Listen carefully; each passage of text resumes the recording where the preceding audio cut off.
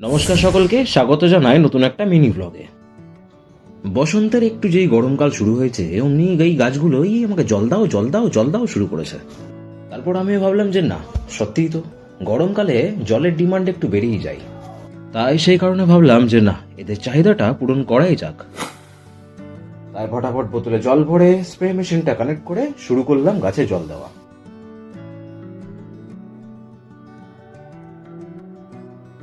গাছে জল দিতে ব্যস্ত ছিলামই, হঠাৎ দেখি পাশের বাড়ির দুটো বাচ্চা আরসি কার কিনে সকাল সকাল ছাদে উঠে চালাচ্ছে।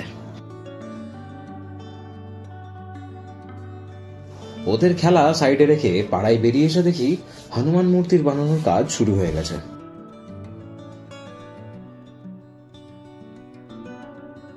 এদিকে প্রচন্ড গরমে আমি নাজেহাল। সন্ধেবেলায় ফাঁকা হওয়ার পর ভাবলাম যে না, যাই একটু ঘুরেই আসি। আর সেই কারণে এসে পৌঁছলাম ছোট্ট একটা ক্যাফেতে।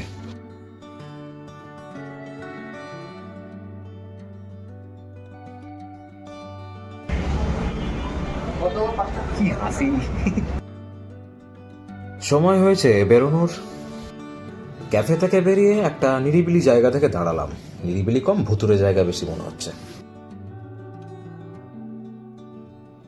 সেখান থেকে বাড়ি আসার সময় দেখি ভোলে বাবা বিসর্জনে বেরিয়েছেন। রাস্তার ভিড় দেখে ভাবলাম দাঁড়িয়ে লাভ নাই, গাড়ি ঘুরিয়ে অন্যদিক দিয়ে যাই। গাড়ি ঘুরিয়ে অন্যদিক দিয়ে এসে সেই আবারও ফেঁসে গেলাম। ভাবলাম যখন ফেঁসে গেছি তখন থাক, কিছুক্ষণ তোমাদেরকে এই দৃশ্যগুলো একটু দেখিয়ে দিই। দেখায় যে আমাদের জিয়াগঞ্জের ভোলে বাবা কেমন করে বেরোয়।